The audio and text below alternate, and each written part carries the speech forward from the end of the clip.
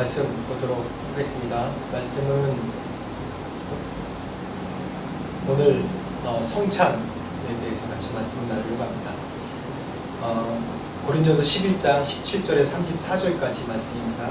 같이 교독으로 하도록 하겠습니다. 내가 명하는 이 일에 너희를 칭찬하지 아니하나니 이는 너희의 모임이 유익이 못되고 도리어 해로우니라. 먼저 너희가 교회 모일 때에 너희 중에 분쟁이 있다 함을 듣고 어느 정도 믿거니와 너희 중에 파당이 있어야 너희 중에 옳다 인정을 받은 자들이 나타나게 되리라. 그런즉 너희가 함께 모여서 주의 만찬을 먹을 수 없으니 이는 먹을 때 각각 자기의 만찬을 먼저 갖다 먹으므로 어떤 사람은 시장하고 어떤 사람은 취하니라. 너희가 먹고 마실 집이 없느냐 너희가 하나님의 교회를 업신여기고 빈궁한 자들을 부끄럽게 하느냐 내가 너희에게 무슨 말을 하랴 너희를 칭찬하랴 이것으로 칭찬하지 않노라. 내가 너희에게 전한 것은 주께 받은 것이니 곧 주 예수께서 잡히시던 밤에 떡을 가지사 축사하시고 떼어 이르시되 이것은 너희를 위하는 내 몸이니 이것을 행하여 나를 기념하라 하시고 식후에 또한 그와 같이 잔을 가지시고 이르시되 이 잔은 내 피로 세운 새 언약이니 이것을 행하여 마실 때마다 나를 기념하라 하셨으니 너희가 이 떡을 먹으며 이 잔을 마실 때마다 주의 죽으심을 그가 오실 때까지 전하는 것이니라. 그러므로 누구든지 주의 떡이나 잔을 합당하지 않게 먹고 마시는 자는 주의 몸과 피에 대하여 죄를 짓는 것이니라. 사람이 자기를 살피고 그 후에야 이 떡을 먹고 이 잔을 마실지니 주의 몸을 분별하지 못하고 먹고 마시는 자는 자기의 죄를 먹고 마시는 것이니라. 그러므로 너희 중에 약한 자와 병든 자가 많고 잠자는 자도 적지 아니하니 우리가 우리를 살폈으면 판단을 받지 아니하니와 우리가 판단을 받는 것은 주께 징계를 받는 것이니 이는 우리로 세상과 함께 정죄함을 받지 않게 하려 하심이라. 그런즉 내 형제들아 먹으러 모일 때 서로 기다리라. 만일 누구든지 시장하거든 집에서 먹을지니 이는 너희의 모임이 판단받는 모임이 되지 않게 하려 함이라. 그 밖의 일들은 내가 언제든지 갈 때에 바로 잡으리라. 오늘 말씀 제목은 밥상 공동체 성찬에 대해서 말씀을 나누도록 하겠습니다. 저에게는 오늘 저희 교회는 오늘 이 성찬 예식이 굉장히 특별한 의미가 있는 시간이라고 생각합니다. 그래서 말씀을 준비하면서 저희 교회의 성찬의 기준은 어떻게 될까라는 그런 기도를 하면서 제가 밥상 공동체라는 그런 제목으로 성찬에 대해서 좀 이걸로 정의를 내릴 수 없지만 저희 교회의 기준을 삼고자 합니다. 하나님께서 주시는 그 예수님께서 하나님 백성에게 주시는 그 세 가지 특별한 은혜의 그런 수단이 있습니다. 첫 번째가 말씀이고 두 번째가 기도고 세 번째가 성찬이라고 얘기할 수가 있습니다. 학자마다 또 그 교회마다 또 목사님마다 생각하는 그런 기준이 다르지만은 우리가 예수님 이후로 이 땅에서 십자가에 돌아가시고 부활 승천하신 이후로 예수께서 오직 우리의 길과 진리 오직 진리와 길과 진리이신 그런 주님께서 우리에게 놓으신 그런 구원의 길을 통해서 우리가 말씀 그 하나님의 말씀 지금 우리에게 전해주신 이 말씀이 우리에게 하나님의 은혜 구원으로 가는 길에 대해서 우리에게 말씀해 주신 말씀이고 그게 하나님의 은혜의 그런 통로의 역할을 하는 것이고 기도 또한 그전에는 구약시대 때는 1년에 한 번 대제사장의 대속죄를 통해서 나의 죄를 회개하고 주님께 나갈 수 있었지만 이제는 예수 그리스도를 통해서 우리 지성소의 그런 모든 휘장이 찢어졌습니다. 그래서 우리가 그 분께 직접 하나님의 임재 가운데 직접 나갈 수 있는 그런 은혜, 그런 기도가 하나님과 직접 소통할 수 있는 기도를 우리에게 은혜로 주셨습니다. 또한 정말 중요한 게 성찬식입니다. 성찬식을 매주 하는 교회도 있습니다. 또 1년에 뭐 한 번, 두 번 하는 교회도 있고 지금 한 달에 한 번 하는 교회도 있고 또 교회의 그런 사역과 또 성격상 좀 다르게 규정하는 조금씩 다르게 규정하는 것이 있습니다. 근데 무엇보다 동일한 건 뭐냐면 이 성찬식이 은혜를 경험하는 중요한 그 수단과 방편으로 우리가 얘기할 수 있습니다. 심지어 어느 신학자는 또 어느 목사님은 이 성찬식을 뭐라고 얘기하냐면 만져지는 복음이다라고까지 얘기를 합니다. 즉 이 성찬식을 통해서 먹고 마시고 또 만지고 또 이런 우리의 오감을 쓰는 이 수단을 통해서 예수 그리스도의 그런 의미, 성경의 의미, 복음의 의미에 대해서 우리가 다시 한번 생각하게 하고, 어떻게 얘기하면 이 시청각 자료 아니면 우리 직접 경험하는 자료로서 우리에게 주신 것입니다. 예수님께서 이 땅에 계시면서 일절 규칙에 대해서 얘기를 하지 않으셨어요. 무엇을 하라 얘기 안 하셨는데, 왜냐하면 계속 예수님께서 계시면서 유대인 지도자들과 그런 규칙과 그런 것을 계속 깨면서 새로운 언약, 새로운 율법에 대해서 계속 말씀하셨어요. 왜냐하면 요한복음 계속 말씀했지만 이들에게는 율법을 주신 하나님의 그런 본래 의도가 중요한 게 아니라 이 규칙을 통해서 뭐가 드러나게 하냐면 자신의 의가 드러나게 하는데 더 의미가 있는 거예요. 다시 얘기하면 율법을 통해서 규칙을 마련한 것이 선과 악, 자신 스스로의 선과 악을 구별할 수 있다는 그런 교만한 생각, 자신의 의로움이 드러나게 하는 생각, 그것 때문에 예수님께서 이 땅에 계실 때는 계속해서 그런 규칙을 깨시는 것, 아예 없애버리는 것이 아니라 그 의미에 대해서 새롭게 정립해 주신 것이죠.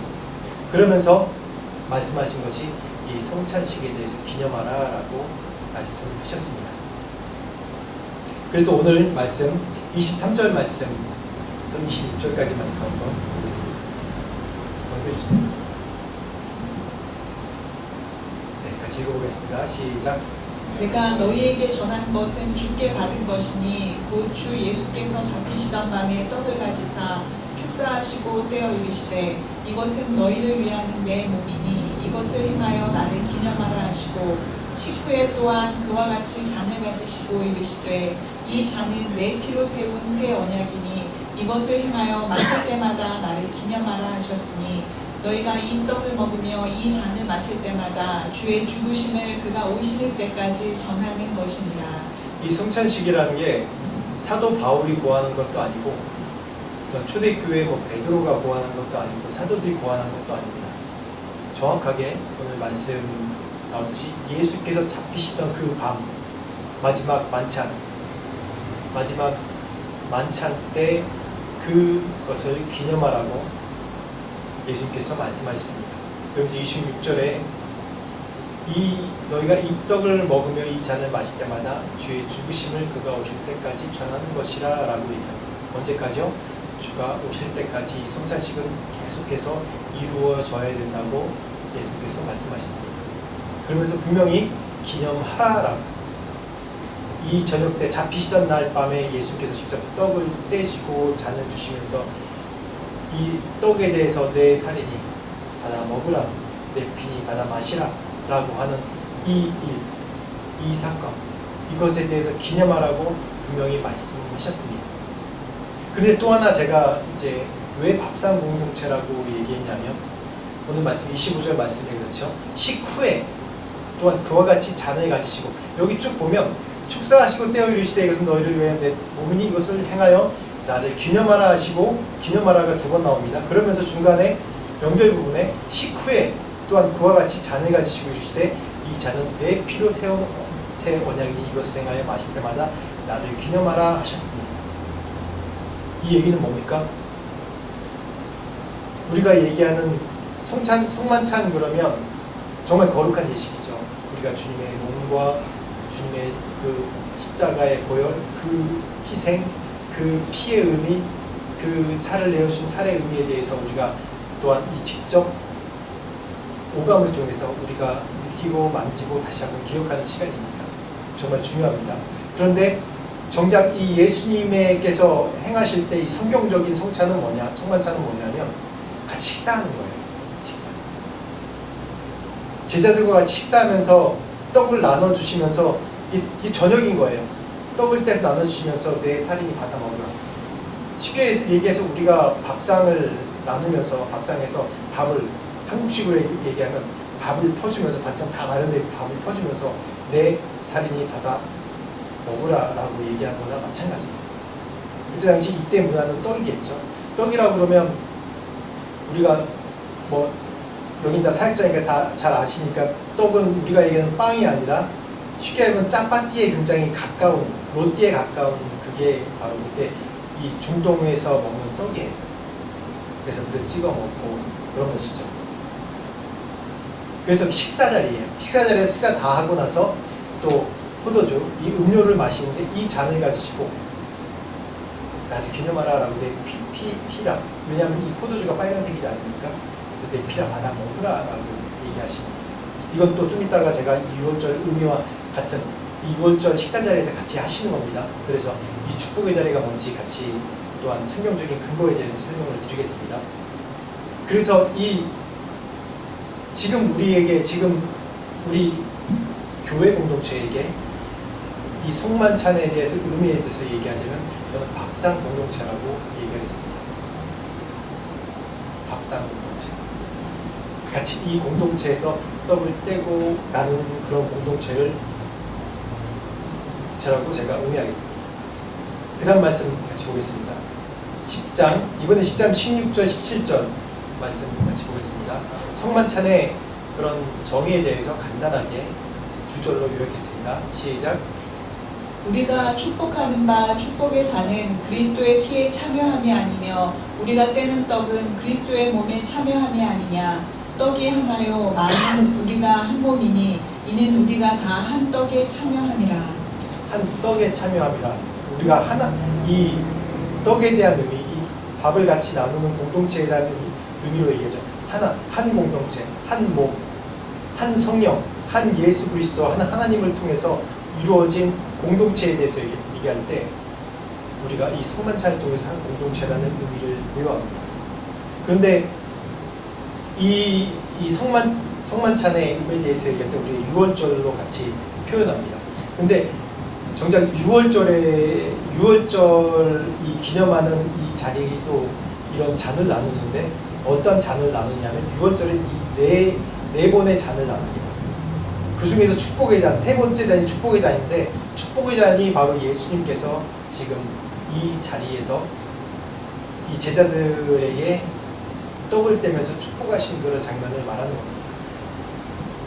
첫 번째 잔은 뭐냐면 전식. 그러니까 뭐냐면 쉽게 얘기하면 과거를 기억하고 현재를 기억하고 미래를 기억하는 것에 대한 것이 이 6월절에 네 번의 잔을 나누는 겁니다.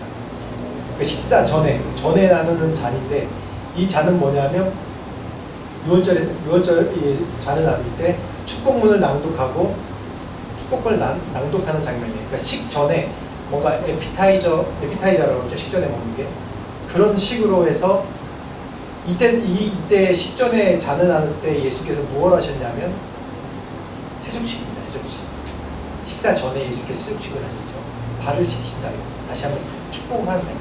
내가 나와 같이 이렇게 세상에서 이렇게 섬겨라라는. 지금도 누가 들어오면 발 씻겨주기 좋습니까? 발 씻겨주지 않잖아요. 그게 부담되는 일이잖아요. 또 발 씻겨준다는 의미는 어느 나라든 종교든 좀 낮은 의미로 생각하지 않습니까?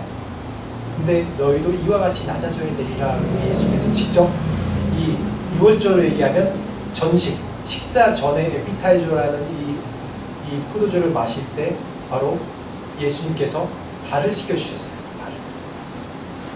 그래서 이것이 전식입니다. 두 번째는 후식입니다. 즉 이때는 과거를 기억하는 거예요. 과거를 기억하는 게 뭐냐면 6월절이 그러면 어떤 과거입니까? 출애굽할 때 당시의 그런 과거를 기억하는 것이죠. 즉 출애굽할 당시에 그런 일을 기억하면서 쓴 나물을 먹고 그걸 기억하고 하는 장면이에요. 그러면서 이제 뭐 쓴나물 같은 걸 이렇게 먹으면서 뭐 4번의 이 질문을 합니다. 그러면서 한 번 질문할 때마다 포도주를 먹고 뱉는데요. 그러면서 마지막 다 낭송이 10가지 재앙에 대해서 낭송이 끝나고 나면 그리고 나머지 남아있는 포도주를 다 마신다고 해요.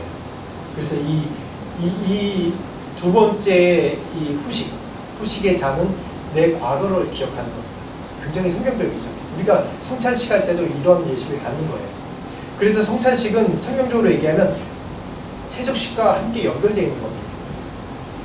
즉 우리가 그 의미를 좀 간소화해서 주께로 나올 때 나의 죄를 회개하고 내가 성만찬을 받을 만한 그런 아직 마음의 자세와 그런 회개하지 않았다면 받지 말라고 얘기하죠. 그렇듯이 이런 걸 좀 줄여서 지금 얘기하는 겁니다. 그래서 세 번째, 이때 두 번째 후식에는 과거에 기억하면서 예전에 우리가 노예로 있을 때 어떻게 하나님 은혜로 이곳에 왔는지 얘기해서 노예로 있을 때 얼마나 고통스러운지에서 기억하는 장면이죠. 세 번째, 이 축복의 잔입니다. 이 축복의 잔을 유대인들은 뭐라고 얘기하냐면 구원의 잔이라고도 얘기해요. 6월절 얘기입니다. 예수의 성만찬 얘기가 아니에요. 구원의 잔이라고도 얘기합니다. 근데 이때 예수께서 떡 조각을 이 포도주에 찍어서 적셔서 제자들에게 주죠. 그리고 가룟 유다에게도 줍니다. 근데 이걸 다 받지 않고 가룟 유다는 갔어요. 그러면서 이 구원의 잔에 대해서 세 번째 잔, 6월절 세 번째 잔을 나누시면서 이때 말씀하신 게 이게 자신의 나의 피니 받아 마시라라고 얘기합니다. 즉 그러면서 예수님께서 새 계명을 주셨죠. 서로 사랑하라라는 계명을 주셨습니다. 그리고 마지막으로 6월절에는 네 번째 잔이 있어요. 네 번째 잔은 뭐냐면 미래를 바라보며, 즉 이때 당시에는 다시 올 메시아를 바라보며 찬양하고, 이 잔을 엘리야의 잔이라고 나중에 후대에 얘기한다고 해요. 근데 지금 그 엘리야가 이 잔은 누구를 기념하냐면 예수님 다시 오실 우리 재림 예수에 대해서 기념하는 게 바로 성만찬입니다. 이 6월절의 잔, 6월절의 이 의미가 이 성만찬을 통해서 예수 그리스도의 다시 오신 예수 그리스도까지로 우리가 완성된 거예요. 제가 방금 말씀 읽을 때 이 일과 언제까지 기념하라고요? 예수께서 오실 때까지 이 성만찬을 기념하라고 하셨습니다. 그래서 즉 이 6월절에 준 의미 네 번의 잔에 대한 의미가 완성된 겁니다. 구약의 의미가 예수님을 통해서 이 세족식과 또 내 죄를 회개하는 것과 또 예수님의 축복의 잔, 우리가 나누는 축복의 잔을, 우리가 나누는 이 포도주 잔을 통해서 축복의 잔, 구원의 잔이 완성됐고, 또 우리가 다시 오실 예수 그리스도 오실 때까지 이 성만찬을 기념하라라는 것을 통해서 마지막 네 번째 잔이 완성됩니다. 이 성만찬이 얼마나 예수님께서 계획적으로 하신 거예요. 우리는 그냥 성만찬 하나만 보고 신약시대 때는 그냥 성만찬 하면 우리가 밥상 공동체, 가족 공동체, 아니면 예수님의 피를 기념하는 것, 그걸로 끝나지만 그게 아닙니다. 예수님이 이때 당시 구약 시대였고, 예수님을 통해서 이 성만찬, 예수님께서 모든 율법과 절기와 그런 걸 완성하셨어요. 그래서 이 6월절 사건도, 6월절의 잔도 이 예수님의 성만찬을 통해서 완성되는 겁니다. 그래서 17절부터 한 19절까지 한번 보겠습니다. 오늘 말씀 읽겠습니다. 시작. 내가 명하는 이 일에 너희를 칭찬하지 아니하나니 이는 너희의 모임이 유익이 못되고 도리어 해로움이라. 먼저 너희가 교회에 모일 때에 너희 중에 분쟁이 있다 함을 듣고 어느 정도 믿거니와 너희 중에 파단이 있어야 너희 중에 옳다 인정함을 받은 자들이 나타나게 되리라. 제가 특별히 밥상 공동체라고 이제 저희 교회 성찬식에 대해서 기준을 말씀드린 것은 바로 또 특별히 고린도전서 11장을 택한 이유는 바로 이 말씀입니다. 예수님의 피를 기념하는 것, 예수님께서 우리 위해서 구원하시기 위해서 돌아가신 것, 또 구약의 6월절의 의미, 그 의미를 완성시키는 것, 그게 우리 이 성찬식의 가장 중요한 정의이고 또 정체성이지만, 지금 우리에게 이 정체성과 함께 더 중요한 건 너희가 새 계명 주신 것, 너희가 서로 사랑하라 라는 그 말씀의 의미를 이 성찬식을 통해서 완성해 가는 것입니다. 그래서 제가 밥상 공동체라고 얘기합니다. 밥상 공동체는 뭡니까? 우리 아시아권은 다, 아시아권만 아니라 뭐 전 세계 모든 종족이 다 통하는 얘기겠죠. 함께 밥상을 한다는 것이 무엇입니까? 가족이고 식구라는 의미죠. 그냥 성찬식만의 그런 의미가 아니라 우리가 같은 함께하는 밥상 공동체. 원래 성찬식의 의미가 뭐라고 그랬죠? 예수님께서 성찬식을 제정하실 때 식후에, 그러니까 같이 밥 먹는 자리예요. 밥 먹는 자리에서 떡을 떼면서 밥을 먹는 자리와 식후에 잔을 나누는, 음료를 나누는 자리, 이것을 다 의미해서 예수님께서 성찬식이라고 우리에게 제정해 주신 거죠. 그렇듯이 밥상 공동체가 돼야 돼요. 같은 가족, 같은 믿음의 공동체, 한 공동체가 되어야 되는 게 바로 이 성찬식에 우리에게 지금 우리에게 주신 의미이고 저희 방콕 우리 비전교회에 주시는 의미입니다. 그런데 이 고린도 교회에 참 어려운 일들이 있습니다. 그 일들 중에 하나가 오늘 말씀 가운데 나온 것처럼 오히려 이 성찬식을 통해서 서로 유익이 되지 못한다고 해요. 또 성찬식을 통해서 유익이 되지 못할 뿐만 아니라 어떻게 된다고 그러죠? 19절에 파당을 나눠서 서로 누가 옳다 얘기한다고 해요. 그래서 이걸 질책하려고 사도 바울이 지금 이 성찬식의 의미에 대해서 얘기하면서 너희가 다시 하나가 돼야 된다라는 의미로 얘기하는 겁니다. 1세기 때는 성찬식으로 모일 때 어떻게 모였냐면 예수님과 똑같이 모였어요. 밥상 공동체예요. 즉 지금으로 얘기하면 주일에 예배, 정규 예배 모일 때마다 모든 사람들이 모여서 같이 식사를 하는 것이 성만찬이라고 얘기해요. 다시 얘기하면 좀 쉽게 풀어서 얘기할게요. 애찬식이라고도 얘기합니다. 뭐 신학적으로 얘기하면 성만찬, 애찬 그렇게 구분해야 된다라고 얘기하지만 뭐 러피스트라고 영어로 얘기하죠. 즉 저는 좀 그렇게 얘기하고 싶어요. 애찬식 가운데 이 성만찬이 있는 거다라고 얘기합니다. 우리가 밥상 공동체 아닙니까? 그래서 어느 교회는 매 주일마다 성찬식을 하는 교회가 있어요. 저는 굉장히 의미가 깊다고 생각해요. 또 매 식사 때마다 이 성만찬이 우리 삶 가운데 이루어져야 된다는 원리죠. 이 원리대로 하면 맞아요. 매 우리가 끼니 먹을 때마다 매 끼니 내가 집에서 내가 밥을 먹거나 뭐 할 때마다 이것이 성만찬이라고 생각해야 돼요. 어느 선교사님은 어느 목사님 간증 얘기 듣는데 자기는 이 매 끼니 한 끼니 하는 것마다 이게 성만찬이라고 생각합니다. 그래서 기도를 오래 한대. 기도를 밥 먹을 때 우리는 웬만하면 짧게 식사 기도는 짧게 이렇게 얘기하잖아요. 짧게 안 하고 그분은 진짜 한 몇 분을 기도하나 봐요. 그래서 어느 목사님 왜 이렇게 식사 기도를 오래 합니까? 얘기하니까 저는 이 매 끼니가 성만찬이라는 의미를 부여해서 식사합니다. 맞잖아요. 예수님께서 이 제자들에게 줄 때 이게 식사자이잖아요. 식사자.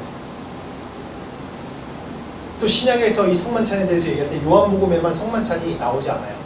정확하게 이게 성만찬으로만 얘기해서 예수님께 마지막 식사 이 성만찬에 대해서 얘기할 때 성만찬만 나오지 않아요. 근데 요한복음에도 성만찬이 나온다고 학자들은 얘기합니다. 왜요?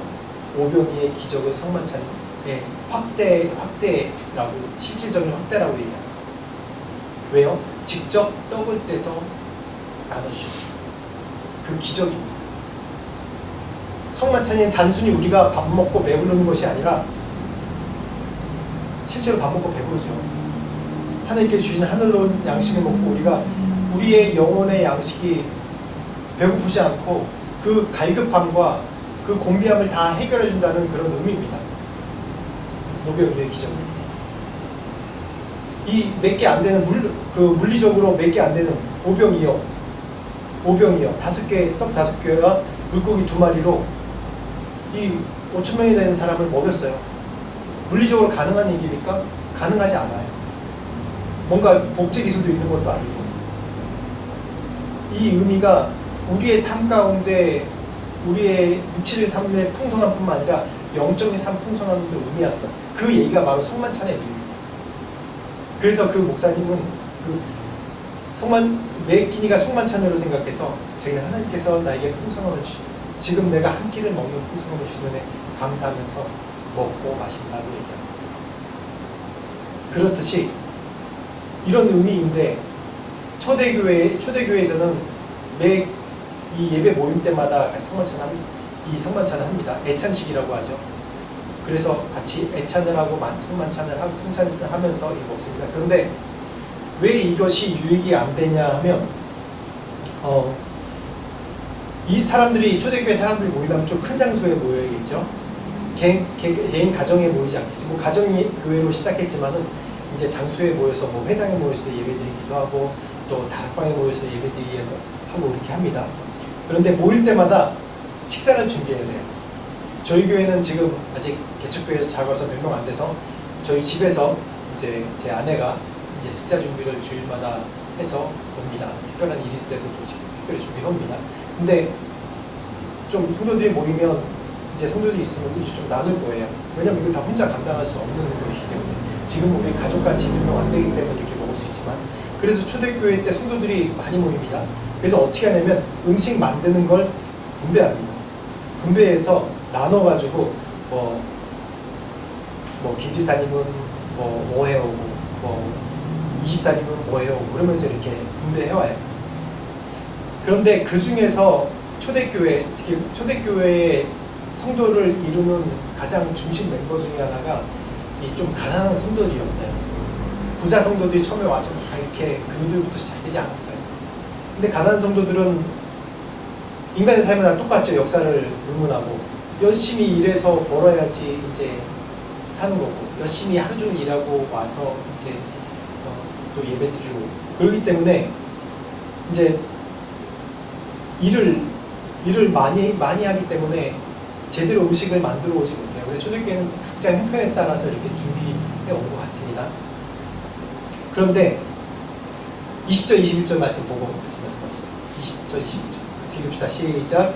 그런즉 너희가 함께 모여서 주의 만찬을 먹을 수 없으니 이는 먹을 때에 각각 자기의 만찬을 먼저 갖다 먹음으로 어떤 사람은 시장하고 어떤 사람은 취함이라. 너희가 먹고 마실 집이 없느냐? 너희가 하나님의 교회를 업신여기고 빈궁한 자들을 부끄럽게 하느냐? 내가 너희에게 무슨 말을 하랴? 너희를 칭찬하랴? 이것으로 칭찬하지 않노라. 이 말씀 보면 알겠죠. 왜 이런 문제가 일어나는지. 어떤 사람은 뭐 잘 살고 먼저 오는 사람은 갔다가 그냥 다른 사람 밀려가지 않고 막 갔다가 먹는 거예요. 뒤에 오는 사람 얼마 올지 생각 안 하고. 그러다가 나중에 허드렛일하고 뒤에 오는 사람들은 그걸 다 못 먹는 거예요. 그때 초대교회 당시가 이게 안뜰과 바깥뜰로 주로 나눠 있다고 얘기합니다. 보통으로. 그런데 바깥에서 이제 음식 가지고 안으로 들어와서 먹는데 이제 낮은 계층 허드렛일하고 늦게 온 사람들 바깥에서 먹는 거예요. 근데 안쪽에서 먹는 음식들이 바깥쪽으로 나오지 않는 거예요. 다 먹어서 없는 거예요. 그러면서 이 사도 바울이 질책이 안 거예요. 너희가 먹고 마실 집이 없느냐? 너희가 하나님의 교회를 업신여기고 빈궁한 자를 부끄럽게 하느냐라고 질책을 하는 거예요. 야, 니네가 먹으려고 교회 오냐? 라고 얘기하는 거예요. 대부분 먼저 와서 먹는 사람은 잘 사는 사람들이었거든요. 이 당시에. 좀 어렵게 사는 사람들이 나중에 오는 사람들이요. 일 다 마치고. 그래서 질책하는 거예요. 집에 가면 먹을 거 많은 부자들이 너희들이 먹을 게 없어가지고 이 교회까지 와서 먹으려고 하냐? 오냐? 마시려고 오냐? 먼저 먹고 취했다고 그래. 왜 사람들이. 놀러 오냐 교회? 이 교회 빈궁하고 가난한 자를 부끄럽게 하느냐. 그러니까 빈궁하고 가난한 자들이 민망하게 여기는 되는 거죠. 벌써 여기서 교회에서 계급 차이가 확 보이는 거 아닙니까? 그래서 그렇게 하지 말라는 겁니다. 그래서 그 다음 말씀 봅시다. 마지막에 그래서 사도 바울이 뭐라고 얘기했냐면 다시 읽읍시다. 시작. 그런즉 내 형제들아 먹으러 모일 때 서로 기다리라. 만일 누구든지 시장하거든 집에서 먹을지니 이는 너희의 모임이 판단받는 모임이 되지 않게 하려 함이라. 그 밖의 일들은 내가 언제든지 갈 때에 바로 적으리라. 실제로 이제 제가 이 말씀 준비하면서 어느 이제 교회 간증을 들었습니다. 제가 성찬식을 어떤 식으로 이제 교회들이 하나 조사하면서 한번 간증을 들은 거예요. 어느 미국 실제로 LA에 있는 교회예요. 그 교회에서 이제 거긴 좀 약간 오늘 말씀과 반대로 됐어요.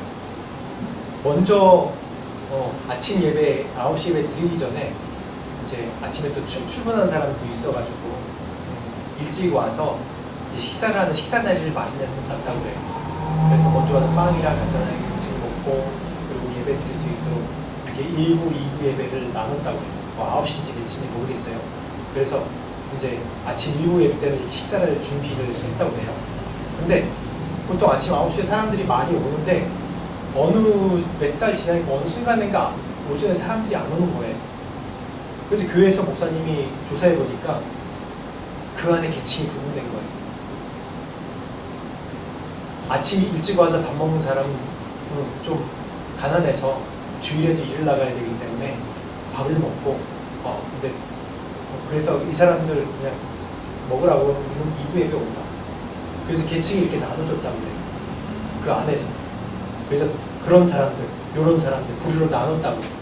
그래서 교회에서 당장 그거 그만뒀다고 하더라고요. 그래서 참 교회 공동체에서 이 선한 것을 가지고 인간이 참 악해요. 다. 뭐 저뿐만 아니라 하나님 주신 선한 거를 가지고 그걸 통해서 나의 의를 드러내려고 하고 그 의를 드러낸다는 건 뭐냐면 내가 더 옳다는 걸 얘기하려는 거죠. 또 내가 더 잘났다는 걸 얘기하고 더 깊이 들어가면 내가 너희보다 올바른 기준이라고 얘기하는 거예요.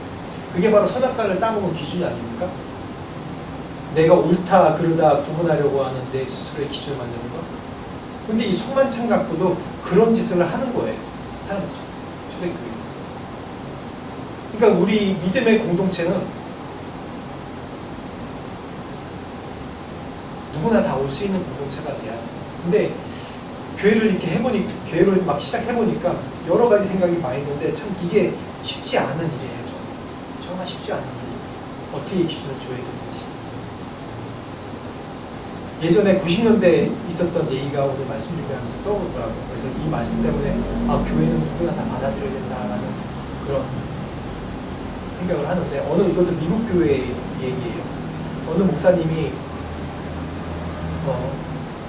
아마 제 생각에 이거 수정교회 얘기인 것 같아요. 로버트 슈어처 목사님이 크리스탈 처치, 지금은 크리스탈 처치가 아예 없었다고 얘기 들었나? 옛날 90년대, 80년대, 90년대 오면 주일날마다 뭐죠?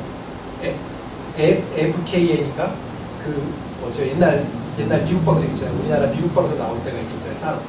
거기에 보면 항상 아침 예배 때 그 수정교회가 아주 의리의리한 교회가 이제 예배를 드리더라고요. 근데 어느 목사님이 새로 부임하신 목사님인 것 같은데 허름한 목장으로 교회를 들어오려고 그랬대요. 근데 교회 입구에서 장로님 안내 못하고 딱 막았대요. 1층으로 가지 말고 2층으로 가십시오. 그리고 올려보내드려요. 그래서 그분이 평상시에 굉장히 좀 복장을 이제 교회 사역할 때 말고는 좀 허름하게 입고 다니셨나 봐요. 청바지 그렇게. 근데 2층에 올라가서 예배를 드리고 이제 인사하고 그리고 뭐 이렇게 잘 환영도 안 하더래요. 그래서 나중에 한 달 후에 부임했는데 그 새로 부임하시는 목사님인 거예요. 그 정도 교회면 뭐 장로 그런 면접보다 그때는 수정교회 그러면 미국의 대표적인 자본주의 교회의 대표적인 상징적인 교회였거든요. 그래서 와서 교회 정책을 계속 바꿔갔다고 이렇게 얘기하더라고요. 그리고 저도 이런 공동체 또한 누구나 이 교회에 오면 하나가 돼야 되고 어느 계층의 구분도 되어서도 안 되고 이 안에 한 몸과 한 빵과 한 잔과 한 그리스도로 모이는 이 공동체 같은 평등하게 돼야 된다라는 그런 생각이 있는데 그런 기준이죠. 근데 참 여러 가지 생각을 많이 하게 되더라고요. 내가 참 이렇게 평등하게 더 가난한 자를 더 약한 자를 돌보면서 목회를 할 수 있을까? 더 약한 자를 돌봐야 되는 게 공동체의 사명이고 교회 공동체의 사명입니다. 초대교회 때 이걸로 인해서 문제가 일어났죠. 그래서 파당이 일어났습니다. 그래서 오늘 27절 말씀부터 32절까지 말씀 다시 한번 보겠습니다. 하나 더 같이 한번 읽어보겠습니다. 시작. 그러므로 누구든지 주의 떡이나 잔을 합당하지 않게 먹고 마시는 자는 주의 몸과 피에 대하여 죄를 짓는 것이니라. 사람이 자기를 살피고 그 후에야 이 떡을 먹고 이 잔을 마실지니 주의 몸을 분별하지 못하고 먹고 마시는 자는 자기의 죄를 먹고 마시는 것이니라. 그러므로 너희 중에 약한 자와 병든 자가 많고 잠자는 자도 적지 아니하니 우리가 우리를 살폈으면 판단을 받지 아니하려니와 우리가 판단을 받는 것은 주께 징계를 받는 것이니 이는 우리로 세상과 함께 정죄함을 받지 않게 하려 하심이라. 아멘. 여기서 이 성만찬에 나올 때 주의해야 될 점에 대해서 분명히 얘기하죠. 주의 떡이나 잔을 합당치 않게 먹고 마신 자는 주의 몸과 피에 대해 죄를 짓는 거라고 얘기했어요. 그래서 자기를 살피고, 다시 얘기하면 자기의 죄를 고백하고 회개하고 정결케 나온 후에 주의 잔을 마시라고 얘기합니다. 그래서 이런 분별 없이 먹고 마시는 자는 자기의 죄를 먹고 마시는 것.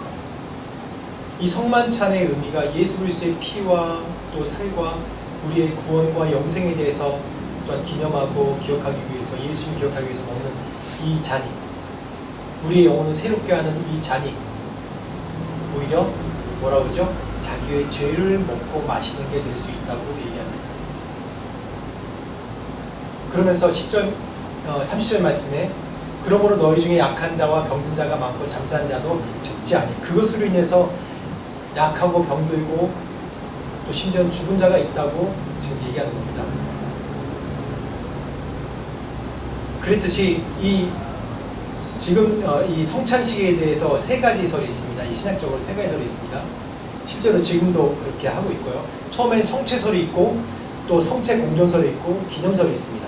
성체설은 뭐냐면 예수님의 이 성찬식을 대하는 이 잔과 떡은 기도 축복함으로 인해서 이 떡과 잔이 실제로 예수님의 피와 예수님의 살로 바뀐다는 얘기예요. 실제로. 그래서 이렇게 주장하는 카톨릭, 지금도 뭐 그렇게 하고 있는지 모르겠는데 그렇게 했어요. 그래서 떡은 실제로 나눠주지만 심지어는 이 잔은 흘릴까봐 주지 않고 혼자 먹는다고 그래요. 또 성체 공전설은 뭐냐면 이거는 축복하고 내가 이 잔을 받고 마실 때 그때 예수님의 피와 예수님의 살로 바뀐다고 얘기합니다. 근데 이거는 루터교에서 좀 주장하는 거고요. 우리는 기념설이죠. 이거 예수님의 피와 살을 기념한다라고 얘기합니다. 우리가 기념하지만은 이걸 분별하지 않고 내 죄를 회개하지 않고 내가 받을만 하지 않은데 내가 정말 회개하지 않고 그리스도인이 아닌데 내 그리스도 앞에 나와서 죄를 고백하지 않는데 이 잔과 또 이 떡을 받는 자는 자기 피와 자기의 죄를 먹는 것이라고 분명히 말씀하고 있습니다. 그래서 첫째 자기 몸을 살펴야 됩니다. 내가 예수 그리스도를 주로 시인했는지, 그리고 또한 내 죄에 대해서 고백했는지에 대해서 먼저 살펴야 되고, 그래서 내가 이것을 정죄받지 않기 위해서 내가 주님 앞에 거룩함으로 나옵니다. 다시 얘기하면 구약시대 때 대속죄일에 자신의 죄를 회개하기 위해서 오랫동안 자기의 헌신과 제사의식을 드린 것처럼 이 시간에 우리 주님 앞에 나올 때 헌신과 제사의식으로 나와야 되는 것입니다. 그래서 같이 우리가 이 성찬을 하기 위해서 같이 한 목소리로 같이 기도합시다. 같이 우리가 한 목소리로 기도합시다. 오늘 이 말씀처럼 나에게 주님 앞으로 나올 때 죄가 있다면 우리 죄를 회개하는 기도를 같이 합시다. 예수 그리스도의 보혈의 피로 내 죄를 씻겨달라고 같이 한 목소리로 좀 기도합시다.